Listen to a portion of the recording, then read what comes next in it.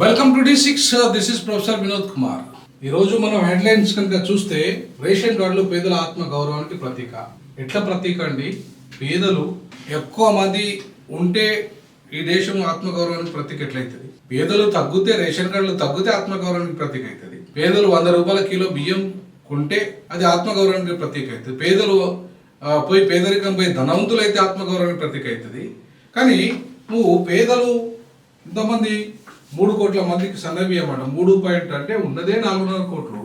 నువ్వు 4.5 కోట్ల జనాభాలో 4 కోట్ల జనాభాలో 3 కోట్ల మంది కూడా సన్నబియ్యం తింటానంటే ఇక నువ్వు పేదరికము ఎక్కువ ఉన్నట్టే కదా లెక్క. కొత్త రేషన్ కార్డులో 5.61 లక్షల మంది అంటే మళ్ళీ కొత్త అంటే 3 కోట్ల మందికి సన్నబియ్యము ప్లస్ ఈ 5 లక్షల మంది అంటే ఎంతమంది? 3 కోట్ల 15 లక్షల మందికి అంటే 15 లక్షల మందికి దగ్గర 16 లక్షల మందికి నువ్వు అంటే రేషన్ కార్డులు ఉన్నా లేకపోయినా సన్న బియ్యం ఇస్తున్నావు అన్నట్టు అర్థం. అంటే ఇప్పటికీ సన్న బియ్యం ఇస్తున్నావు అంటే వీళ్ళందరూ ఉన్నట్టే కదా, ఈ 3 కోట్ల మంది ఉన్నట్టే కదా. అంటే ఇంకా నువ్వు 5,60,000 కొత్త రేషన్ కార్డులు ఇవ్వబోతున్నావు అంటే దగ్గర ఈ జనాభా, తెలంగాణ జనాభాలో 80% అంతా పేదలు అన్నట్టే, పేదరికంలో ఉన్నట్టే. మరి ఆత్మగౌరవం ఎట్లయితుంది? పేదరికం ఉంటే ఆత్మగౌరవం ఉన్నట్ట, ఆత్మగౌరవం ధనవంతులు ఉంటే ఆ తెలంగాణలో ఆత్మగౌరవం పెరిగినట్ట. సో కాబట్టి ఇవాళ వీళ్ళ విధానాలను చూస్తే, వీళ్ళ పరిశీలిస్తే పేదలు మరింత పేదలుగానే మిగిలే ఇంకా అట్లనే ఉండే పరిస్థితి కనబడుతుంది. 1 కోటి మంది మహిళలను కోటీశ్వరులు చేస్తున్న మీరు ఇలా ఆర్టీసీ యజమానులు చేస్తే మహిళలను ఆర్టీసీ యజమానులను చేసినామంటున్నారు కదా. మరి దాంట్లో నెలకు వాళ్ళకి వచ్చే వాటా ఎంత? వాళ్ళకి ఎంతమందికి ఎన్ని ప్రభుత్వం ఏర్పడే నాటికే నిరుద్యోగులు 2 లక్షల ఉద్యోగాలు ఇస్తాం, 2 లక్షల ఉద్యోగాలు ఇస్తామట. ప్రభుత్వం ఏర్పడే 2 ఏళ్ళు అయ్యే నాటికి ఇంకా 2 years కాలేదు కాబట్టి ఇప్పటికీ పాత ఉద్యోగాలే ఇచ్చారు. పాత ఉద్యోగాలు వీళ్ళు చేసినవి కాదు, అవి పాత గవర్నమెంట్ ఇచ్చిన నోటిఫికేషన్లో 60,000 ఉద్యోగాలు వీళ్ళు నింపిందని చెప్పేసి వీళ్ళు చెప్తున్నారు. అంటే ఇంకా 1,40,000 ఉద్యోగాలు వీళ్ళు ఇవ్వబోతున్నట్టు. ఎప్పుడు 2 ఏళ్ళు అంటే ఇప్పటికీ వీళ్ళు ఏర్పడి వీళ్ళ ప్రభుత్వం ఏర్పడి దగ్గర 18 నెలలు అయింది. అంటే ఇంకొక 4 నెలల్లో వీళ్ళు మొత్తం నోటిఫికేషన్ ఇవ్వాలి, 1,40,000 నింపాలి. అంతా అయ్యే పనేనా? మళ్ళీ కోర్టులో పోయి కోర్టులలో అవి కేసులు పడి ఆ కేసులలో ఇరుక్కొని అది వచ్చేసరికి వీళ్ళు 2 ఏళ్లలో పూర్తి చేస్తారనే నమ్మకం లేదు.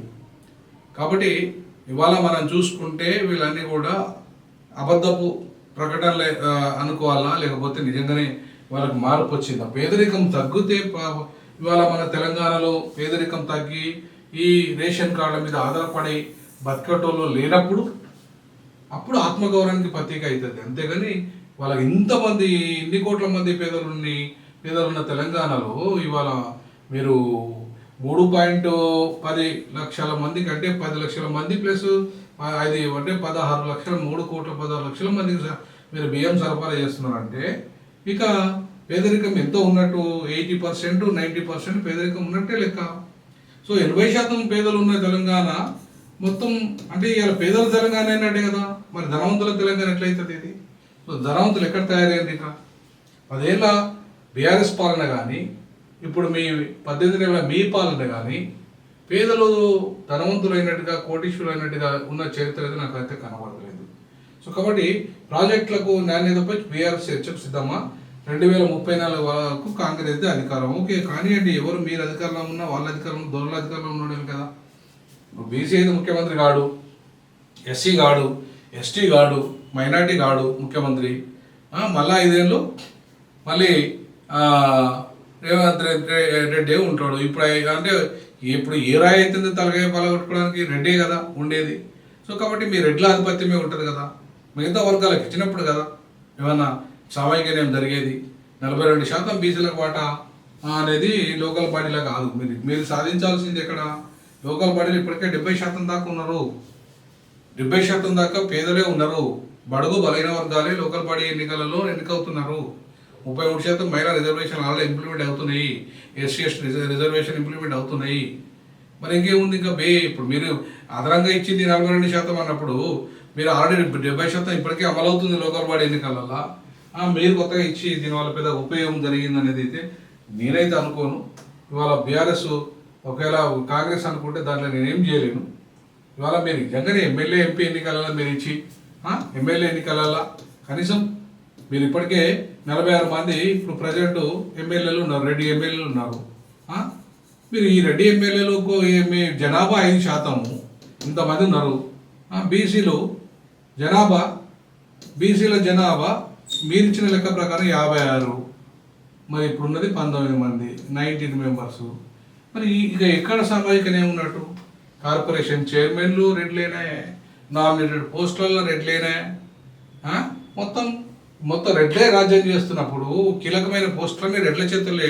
Advocate general, additional advocate general, higher education council chairman, RTI chief, everyone is ready. ఇక నువ్వు ఏం సామాజిక న్యాయం చేసినట్ట? ఇక మళ్ళీ ఇంకో 5 ఏళ్ళు ఇంకా అంటే ఇప్పుడు రేవంత్ రెడ్డి ముఖ్యమంత్రిగా ఉంటాడట, మళ్ళీ ఇంకా 5 ఏళ్ళు కూడా ఆయనే ఉంటాడట. ఇక మరి వీరరెడ్డి సంగతి కాంగ్రెస్లో ఉన్న ఈ సీనియర్ ఉత్తమ్ కుమార్ రెడ్డి పోవాలి, ఈ కోమటిరెడ్డి వెంకటరెడ్డి పోవాలి.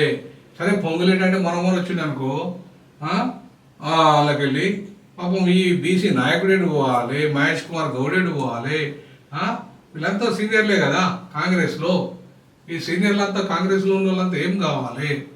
వాళ్ళు ముఖ్యమంత్రులు కావద్దా?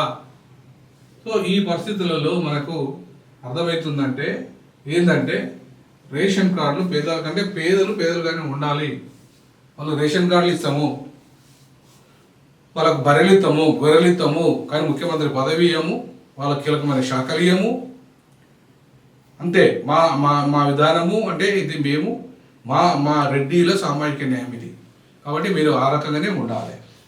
సో గతంలో వెలమల సామాజిక న్యాయం ఆ రకంగా ఉండే, ఇప్పుడు రెడ్ల సామాజిక న్యాయం ఈ రకంగా ఉంది. కాబట్టి ఇద్దరే దొందే. కాబట్టి ప్రజలారా మీరు గమనించాల్సింది ఏంటంటే, ఇవాళ అర్థం చేసుకోవాల్సింది ఏంటంటే, తెలంగాణలో రెడ్డి వర్సెస్ వెలమ రాజకీయం. ఇవాళ బీసీ 93% ఉన్న పేదలు ఇప్పుడు వీళ్ళ లెక్క ప్రకారం 85%, కాంగ్రెస్ లెక్క ప్రకారం. గతంలో బీఆర్ఎస్ లెక్క ప్రకారం 93% బహుజనులు ఉన్నారు. సో కాబట్టి గతంలో కంటే ఇప్పుడు ఇంకా పేదలు మరింత పేదలుగాను ఎదిగిందని అనడానికి 10 ఏళ్ల బీఆర్ఎస్ పాలన కానీ ఇప్పుడు కాంగ్రెస్ పాలన కానీ ఈ బియ్యం రేషన్ కార్డుల బియ్యం మీదనే కోట్లాది మంది ప్రజలు ఆధారపడి జీవిస్తున్నారు అంటే అర్థము పేదల తెలంగాణ. ఇది పేద ప్రజల తెలంగాణ. అంతే తప్ప ఒక పేదవాడు ఇవాళ ఒక మధ్యతరగతి వాడు 100 రూపాయల కిలో బియ్యం కొనుక్కునే స్థితి వచ్చినప్పుడే తెలంగాణలో ఆత్మగౌరవం వచ్చినట్టు లెక్క. సో కాబట్టి ఈ విషయంలో మీ కామెంట్స్ తెలియజేయండి. ఖచ్చితంగా షేర్ చేయండి, లైక్ చేయండి, కామెంట్ కూడా చేయండి. జై భీమ్, జై పులే, జై పెరియార్, జై సామాజిక తెలంగాణ, జై సామాజిక తెలంగాణ.